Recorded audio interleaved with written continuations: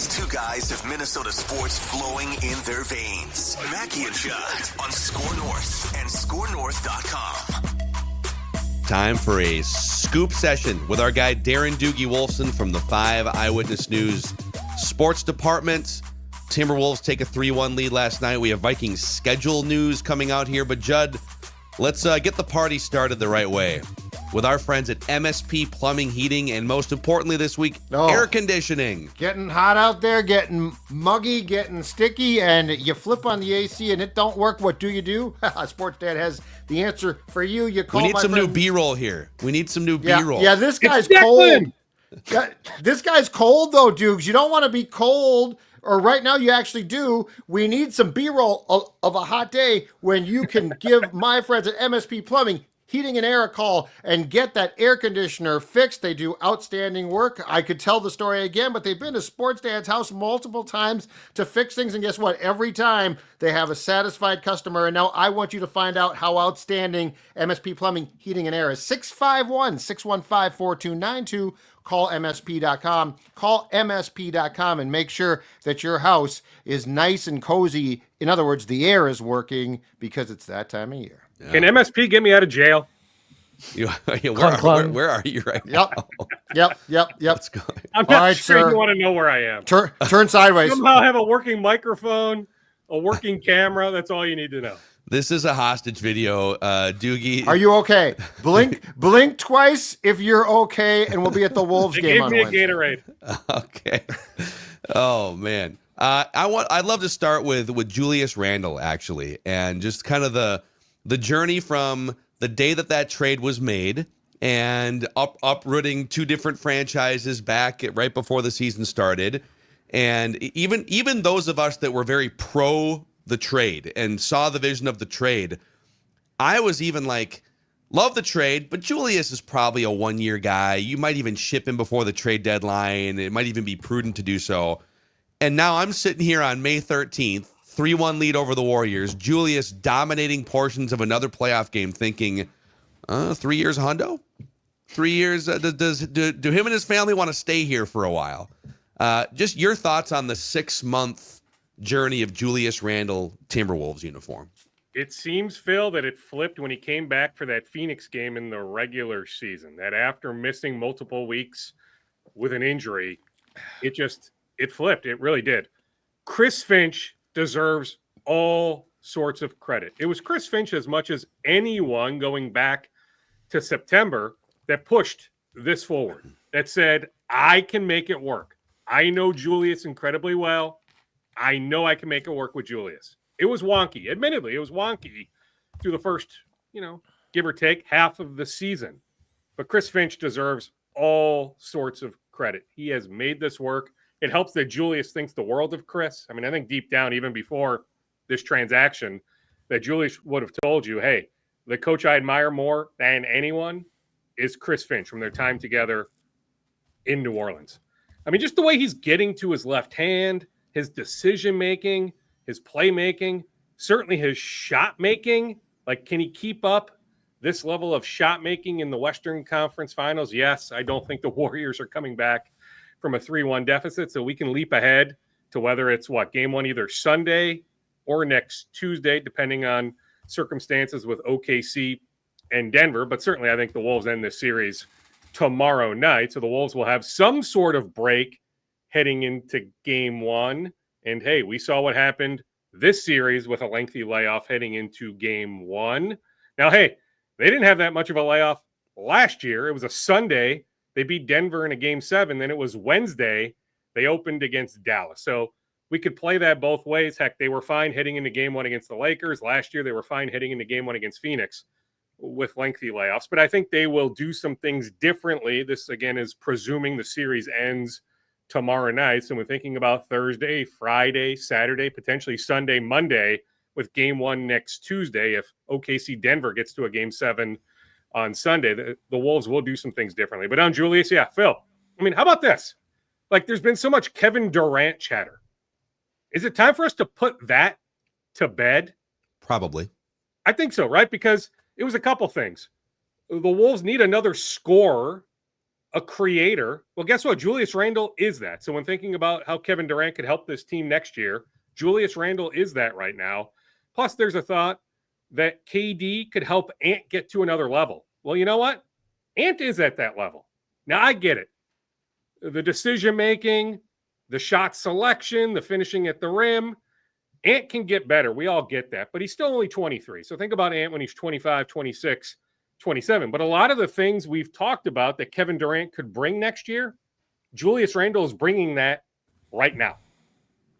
On Ant, can we also, and I get it, you're right, Dukes, he's not the perfect guy on the court. There are times, but can we just stop for 1 second and appreciate the past 2 games on the road in playoff games against a team with, yes, they're shorthanded, but they have championship pedigree. Can we appreciate what he has done at points in the second half of both games to take a close game and create a cushion and dagger a team's hopes?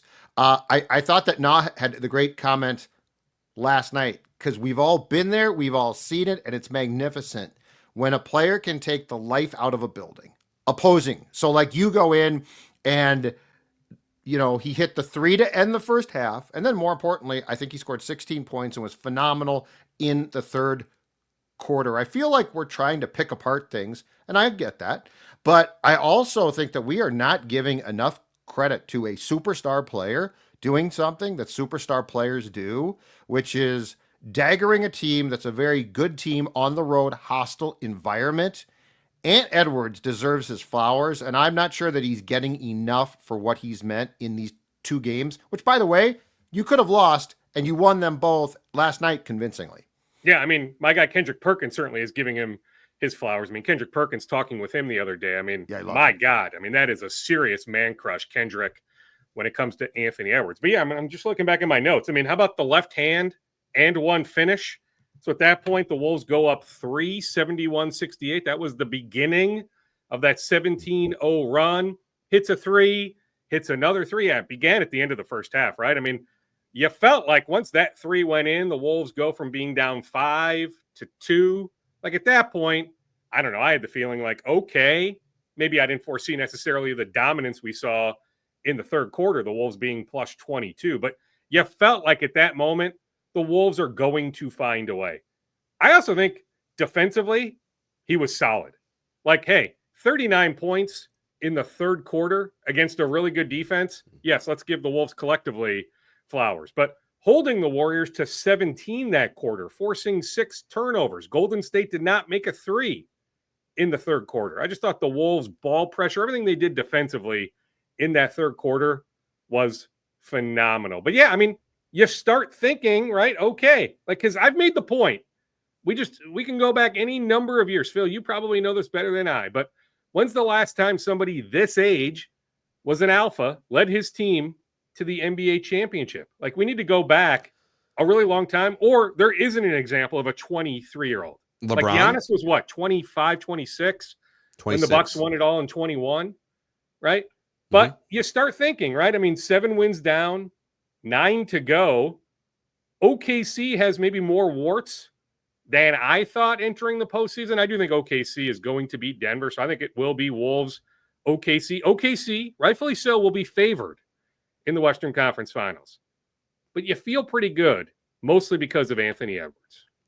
Yeah, to your point, man, I mean, there's a lot of examples in history where, like, a young Kobe, but Shaq was in his prime and an MVP player.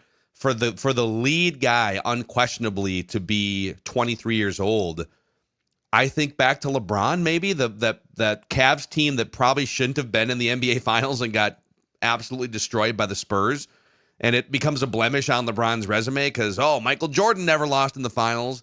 Yeah, but like Michael Jordan wasn't carrying Larry Hughes and Zydrunas Ilgauskas to the Larry Hughes, I loved him, okay? Lay off him. Right. St. Louis. He was fantastic in college. Now, I can't believe we just dropped a Larry Hughes reference. I love it. Right.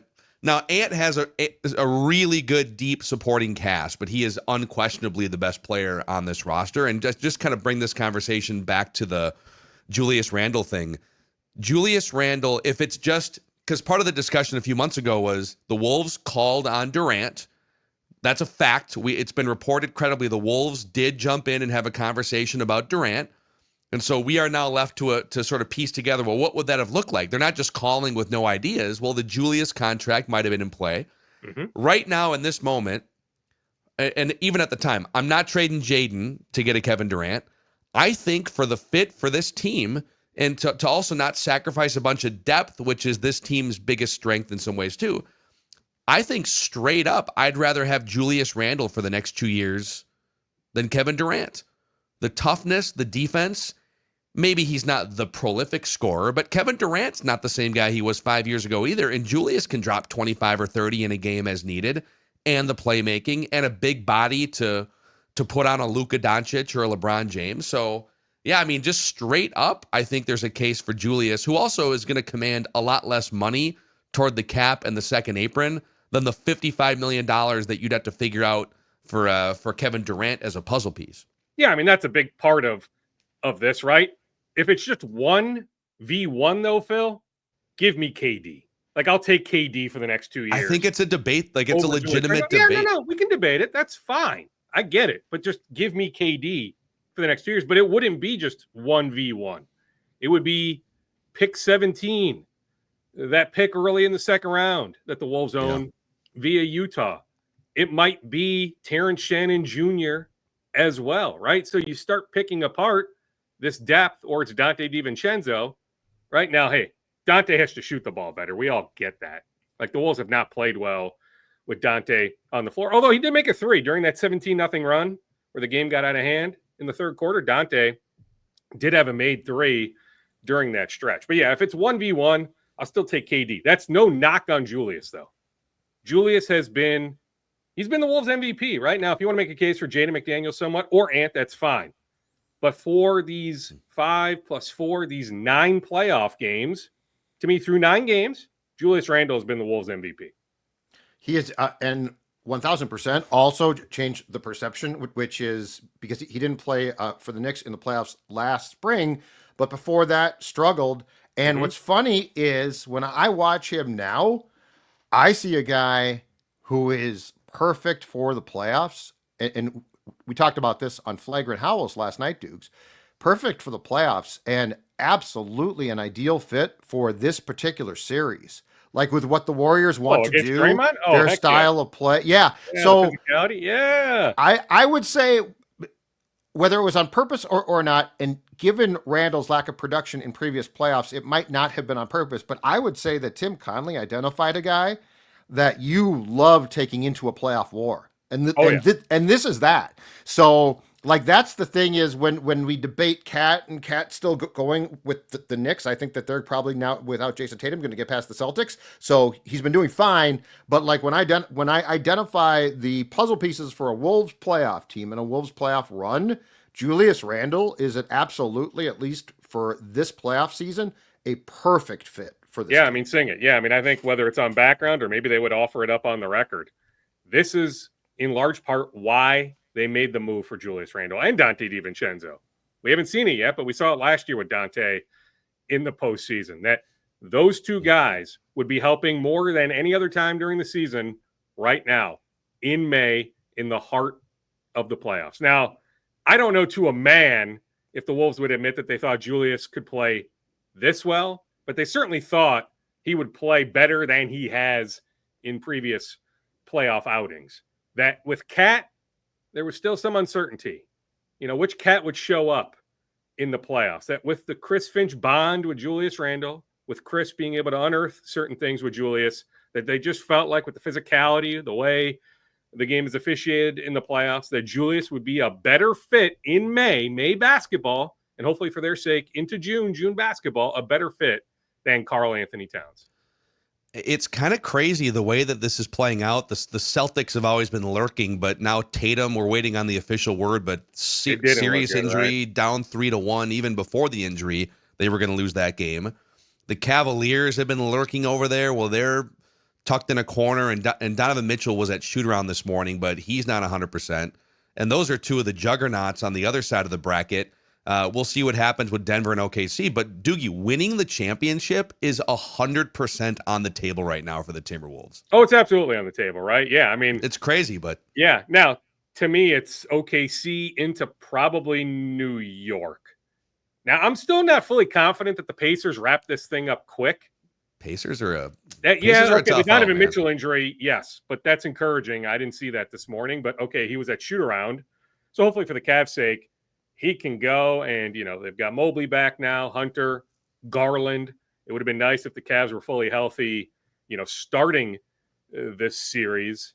But I still wonder a little bit about the Pacers, but you feel pretty good probably about the Knicks' chances. I'll tell you what, though, if the path ends up being Lakers, Warriors, Thunder, and I thought, hey, yeah, weeks ago it would be the Celtics. It doesn't look like it'll be the Celtics now. But even if it's the Knicks, you'll have earned it. You'll absolutely have earned it. I mean, I'm telling you, Phil, OKC Wolves, because I think it'll be OKC Wolves, okay? Not that I'm going out on a limb. OKC will be minus 220, minus 230. I mean, they're going to be, with games 1 and 2 in OKC, they are going to be significant favorites. They really are. But we know. I mean, let's not forget regular season. Wolves down 24, 10 and a half minutes to go in Oklahoma City. Fight their way back. Force overtime.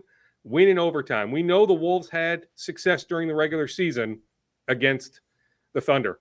I just think the Thunder have so many bodies they can throw at Ant. Like, that was, to me, the big key entering this series against the Warriors. I'm like, okay, entering Game 7, Rockets-Warriors. Well, the Rockets have Thompson and Brooks.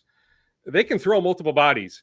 And Eason, they can throw multiple bodies at Ant. Yeah, maybe the Rockets are inexperienced, but the Rockets create some challenges. So to me, entering Game 7 Rockets-Warriors, I always thought, hey, the Warriors are the preferred matchup. Now, hey, Curry changed everything. Game 1, you started to wonder, but okay, Curry out. That was one of those, lose the battle but win the war. Once Curry went down, figuring hamstring injury, soft tissue. He's never had a hamstring injury before. He's not coming back this series. But I look at OKC and I'm like, okay, Caruso and Dort. I mean, they can throw so many different looks at Ant. Not that Ant can't get his, but does he get his on 9 of 21 shooting? Something like that. But hey, Jaden on Shea, that will be fun. We know Nikhil against his cousin Shea. Nikhil will get a crack at times. Guarding Shea. Williams has been so good for OKC. Then does Chet Holmgren have another level, right? When thinking about the Twin Cities connection. But I'll tell you what, Thunder Wolves, how much fun would that be? And hey, don't get me wrong, Denver Wolves would be fun too in many ways, but we've seen that. And it's a heck of a rival. Don't get me wrong, but sign me up for Thunder against Wolves. What if you have, at the end of the day, the opportunity to go Lakers, Golden State, Thunder, the MVP. Shea's winning the MVP, right? So you dethrone the MVP, sure. And then the Knicks, though. Yeah. Karl Anthony Towns, Tibbs, the story. Rosas. Don't forget Gerson. This has been, it's like the most soap opera type in a good way because of the storylines. It's just it's a gauntlet, but it's also so intriguing. And as I told the guys on Flagrant last night, Dukes, how nice was it to see Jimmy Butler turn into a beta last night?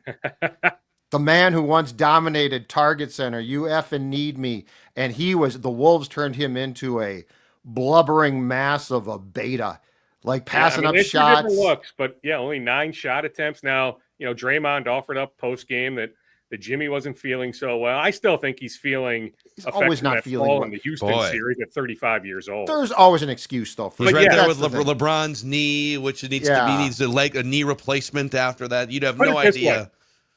The Draymond podcast after the series will be must listen, right?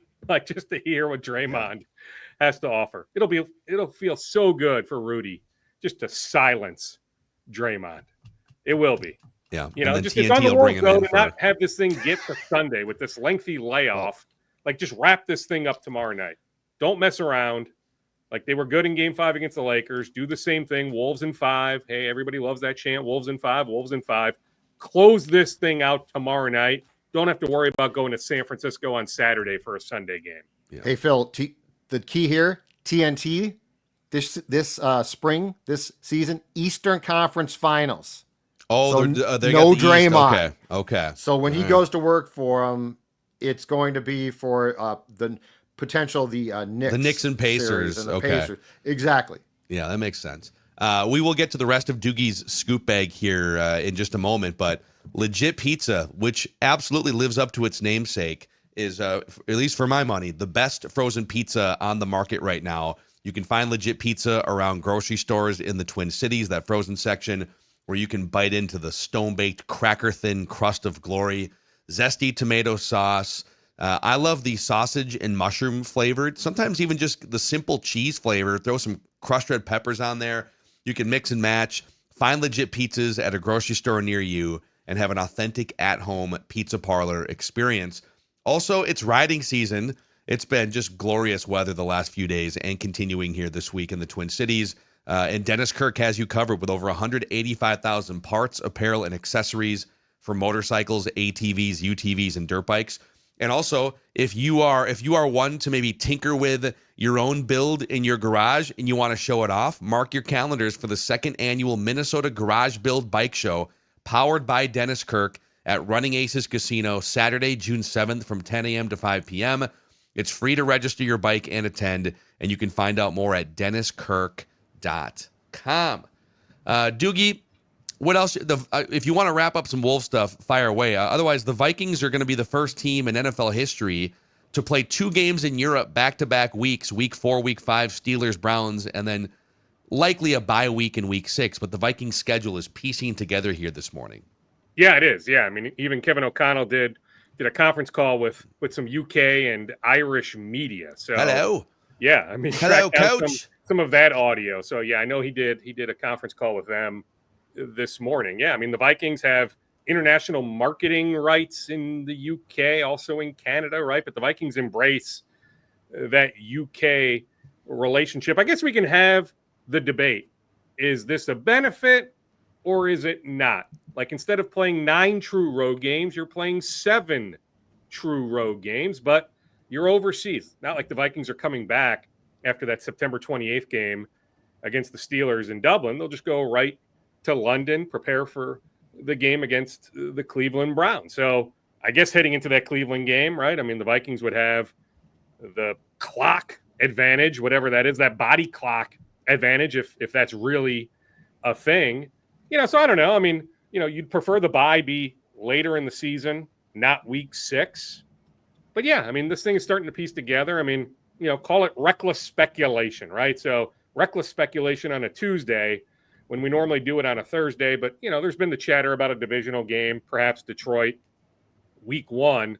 Did hear some loose chatter about a holiday game later in the season, perhaps maybe in Los Angeles. Again, reckless speculation. Wow. Okay. For those that would choose to aggregate this. Christmas? I wouldn't aggregate it. Very much reckless speculation. Well, perhaps. Is Halloween a holiday? Is that on a Sunday or a Monday? Or are we thinking like one of the core, like Thanksgiving, Christmas kind of? Yeah, well, I mean, the Vikings are playing the Cowboys, right?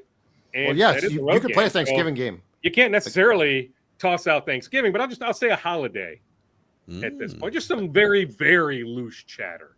JJ McCarthy getting into the turducken after a 31-16 beatdown of the Cowboys. Jets, JJ McCarthy. Who else? Oh, Ryan Kelly. Brian O'Neill and Ryan Kelly just didn't like get out of here. That's right. Yeah.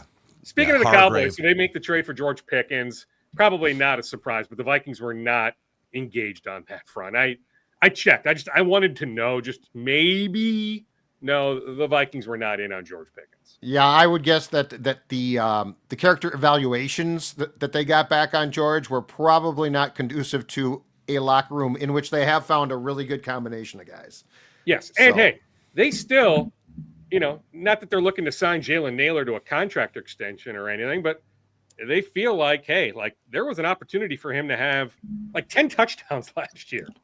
It didn't get to that number, but that there's more there with Jalen's game, speedy heading into 2025, that he can have a really good year, beat out Felton, be the number 3. Now that will be an interesting battle, but that the Vikings feel confident that Jalen Nailor is going to contribute a good amount this year, then position himself to hit the payday elsewhere in March. Yeah. Darren Doogie Wolfson. We got Trevor Plouffe lined up here, so we got to run. The Red Hot Twins. Do the Cardinals still have a long winning streak, Declan? It was 8 as of yesterday. Yeah, they're both red hot after Cardinals swept the Twins. I mean, they were awful after that, but now they are also back. They won 9 in a row. Cardinals have won 9. Oh, they won last night. Okay. Yep. I did see the Guardians, Tigers, and Royals all won last night. Yeah, and the Tigers almost 2 touchdowns, I think, against Boston yesterday. They're still red hot. The division's a gauntlet, guys. Yeah, the division's a gauntlet. Well, I mean, you win 8 in a row. What did you end up gaining? 2 games? Yeah. This happened last year, though, when they won like 12 in a row. They literally gained like 3 games. I don't know how that happened. I'll tell you what, though. Hopefully our guy Royce catches fire. Fan of the show, all that. Our guy Royce. Yeah. It's been slow going, but you figure the bat will catch fire at some point. Very pro Royce Lewis on the show here. Oh, gotcha. And he's probably got a hot streak in him at some point. Oh, I think he's got a hot streak in him. Don't let Royce get hot. When it happens, he doesn't do slumps. We're going to call the 0 for 36, as Dave Winfield used to call it, a period of statistical adjustment, not a slump. It's a learning process to push you forward here. Doogs from the Channel 5 Sports Department, One from more a dungeon note, like near always, us somewhere. P.S. Alana Smith, Lynx starter forward. It's a quad injury. Her status heading into the opener Friday in Dallas against Paige Becker is very much up in the air.